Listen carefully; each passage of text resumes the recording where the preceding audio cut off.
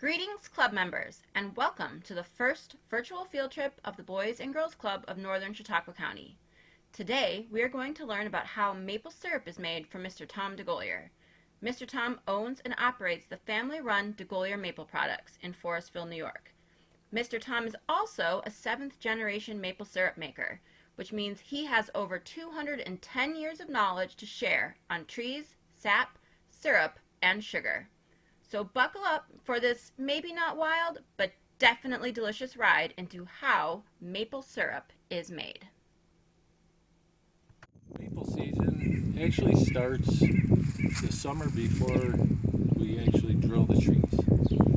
When the trees are all in leaf and everything, they produce a lot of sugars through photosynthesis. So they store all the sugar.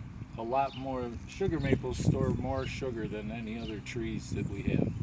So, and in the spring, that's when we drill, late winter, we drill the trees and pound the tap in like this. This is the drill. And pound the tap in, and they're all interconnected like this. And we'll show you another shot where they go into the main line. You know, all the smaller lines are connected to the main lines, which all connect together and go to a big tank.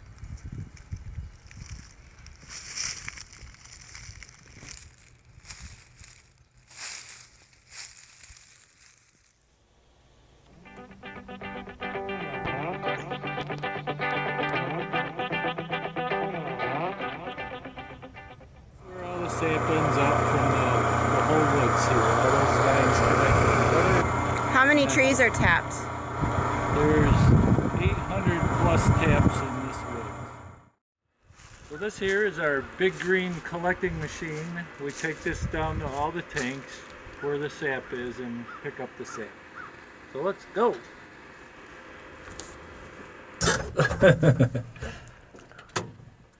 I don't think it has brakes either. So this is going to be an extreme adventure. Wahoo! So we do have a couple of club kids who are automotive enthusiasts. What can you tell us about this vehicle? It needs some work. Lucas, if you're listening, just keep this in mind.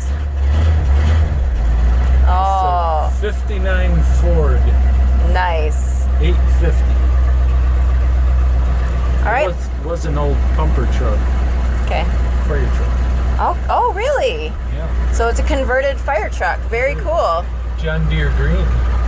It's rock and roll.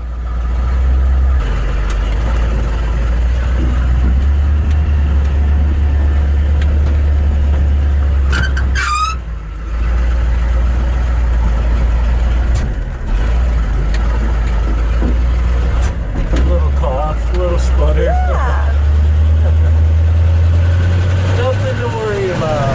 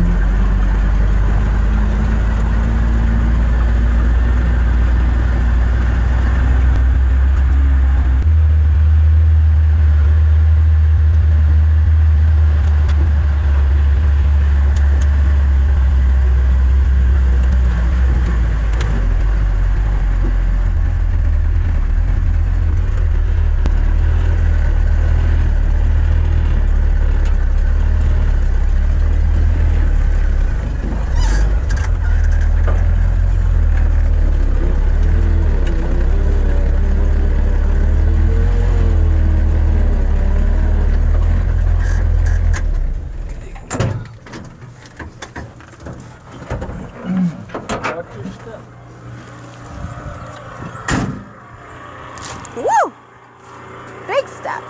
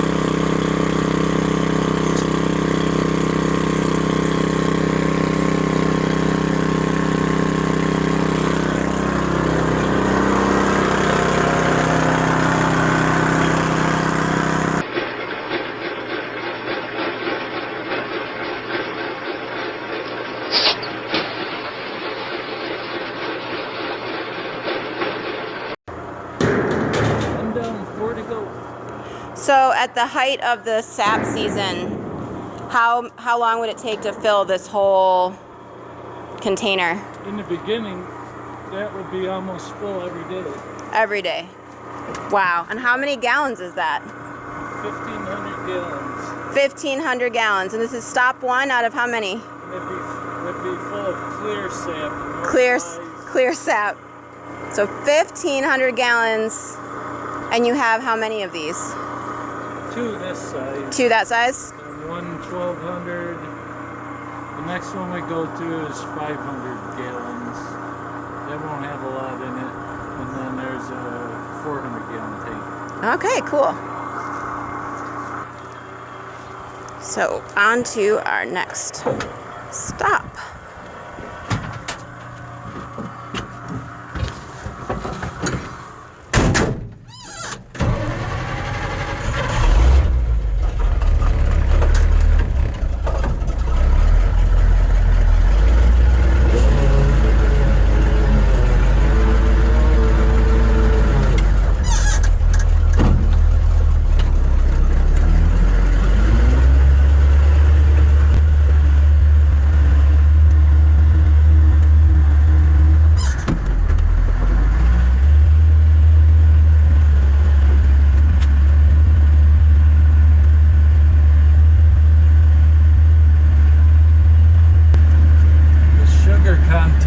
Sap right now is only around 1%.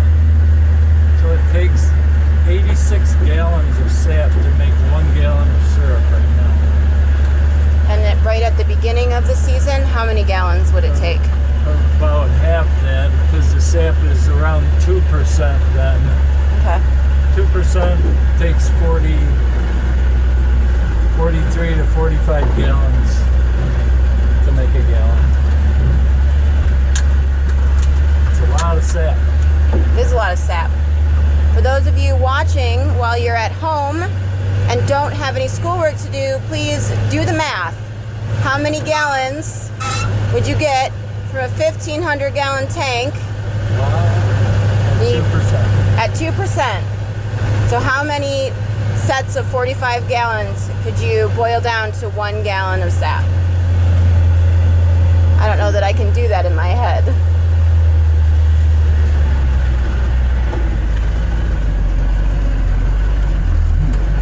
Don't look at me. I said, don't look at me. Oh!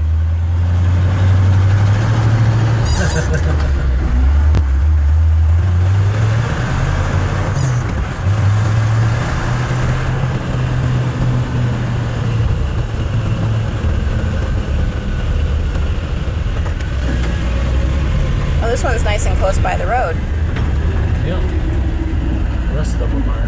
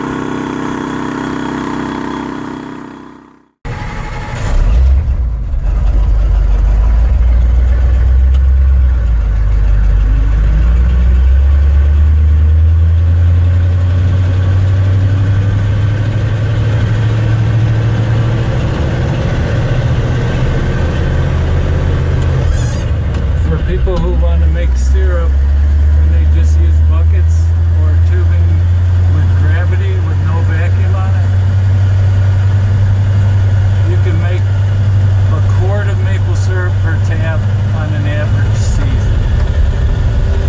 With the high vacuum, we can make a half gallon. We can double that production Wow. on the same tap. Which we did this year, even with the weird weather, the warm winter we had.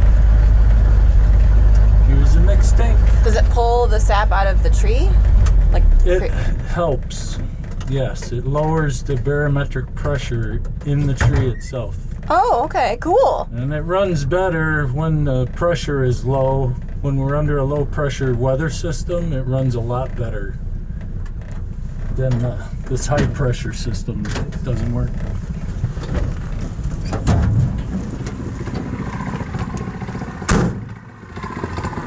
Negative pressure added to the tree, added to the negative pressure we're having. Like when the barometer dips below 30 inches, it helps the sap run a lot better. Now this one should be running better than most of the other ones. If you're looking at, still not a lot of sap. But some.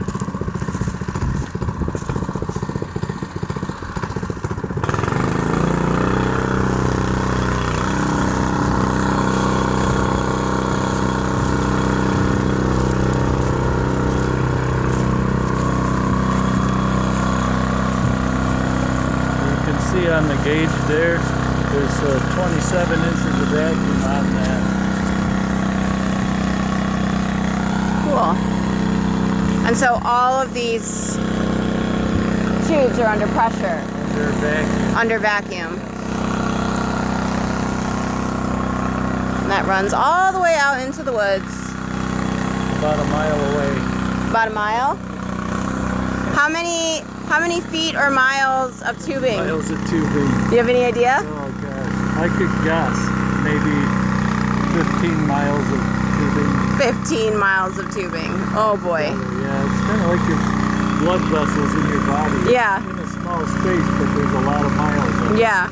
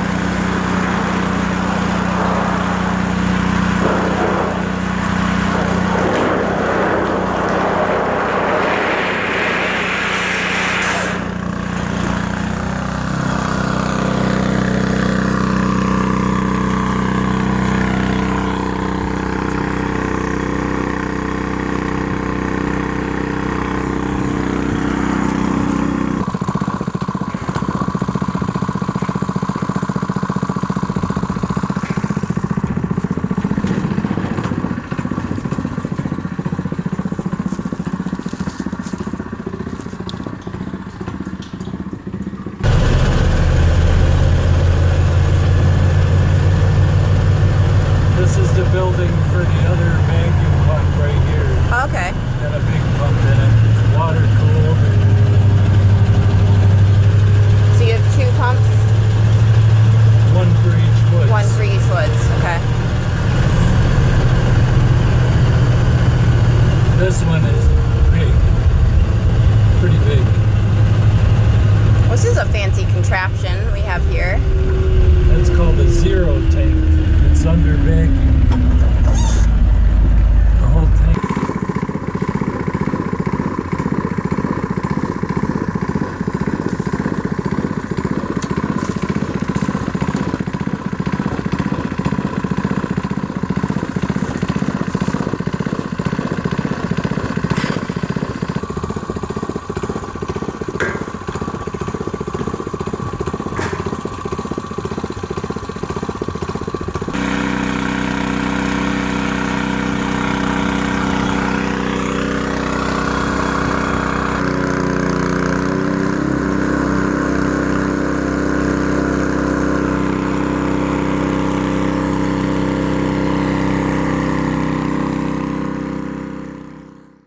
Foreign materials out of the sap.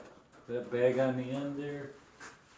And that's normal, right? That's normal. Everything that we don't want any leaves and sticks in there, and certainly not flies and moths. Like any syrup you get from anywhere, when it comes out of nature, it's normal for it to have stuff in it. Yep. Anything that's loves sugar. See it? Just screens it all out. That's cool. Right here into this tank. Then that pump on the end will pump it outside into the holding tank. There's a tank outside. Okay. See that? Here, machine is called the reverse osmosis machine. It has two membranes in it.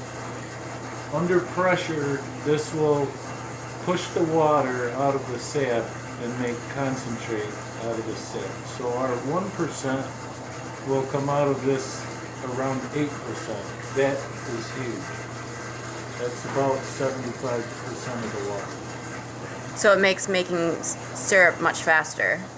Faster, and it uses a lot less fuel because we burn fuel oil and we want to conserve on that. So I'll start this up.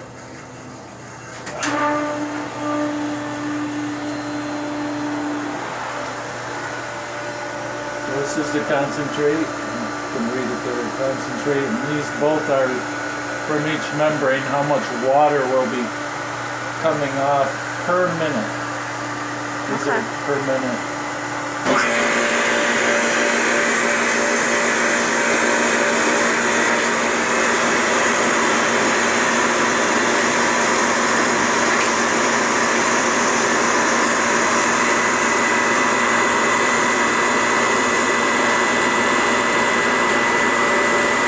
Okay, so right now we have 3 gallons a minute concentrate.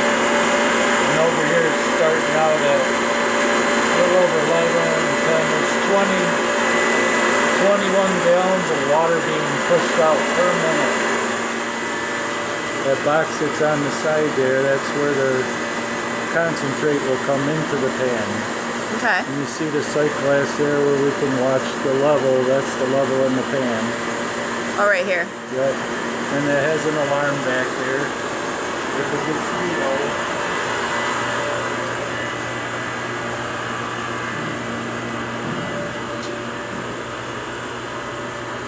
Now, a lot of syrup makers use commercial defoamer because this stuff foams up a lot when you're cooking it.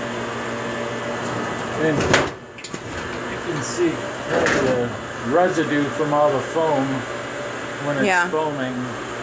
And they've made commercial drip systems that'll drip a drop of oil every minute or however long you set it for. But Wayne is an inventor. This little box, I can't remember what it came off of. If that little clip pushes that down, it lets us know the pan is low.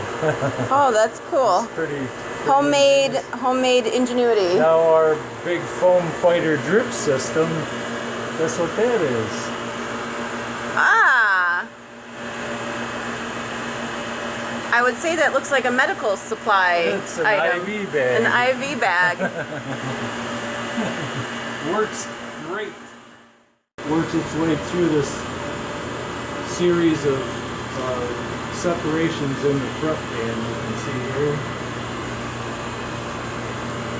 And then when it's thick enough to draw off, it comes off here. And we test it with a hydrometer. Just test the density of the syrup.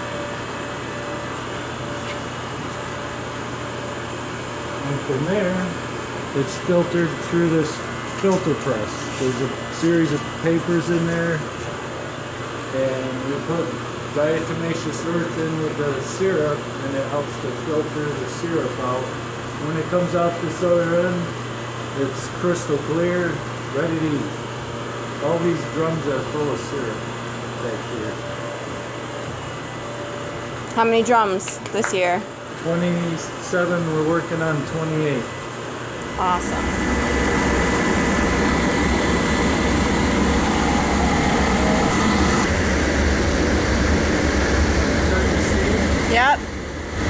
So how hot does it get in here? In there, Yeah. up to 200. Well, it's ready to come off. 217, 218.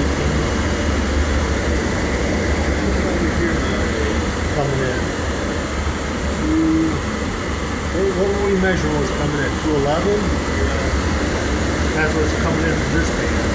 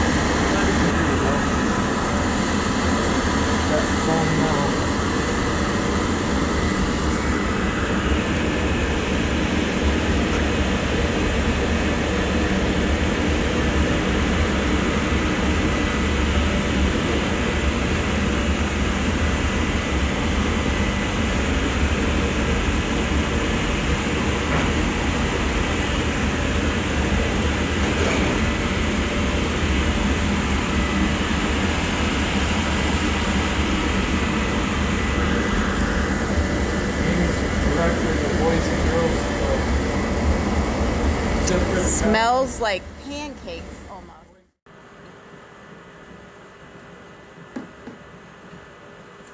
This little gadget's kind of new on the market the last couple of years. It's called the Canna Checker, and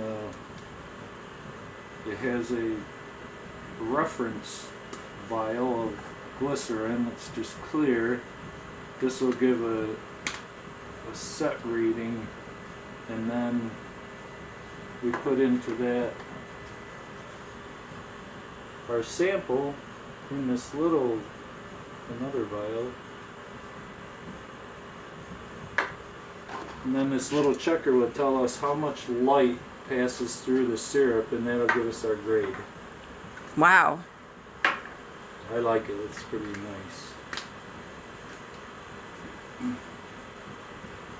So this is 62. Comes up at 62, and we have a scale on the back of that. That would be amber. Okay. And the grade of syrup, what does that mean? Pretty much just color, and the flavor is more delicate the lighter it gets, and the darker the syrup gets, the heavier the flavor is. It's a matter of preference. Everybody has preference. I don't. I like it all. This year I'm liking light syrup because we made a ton of it. Buy syrup. It's good for you.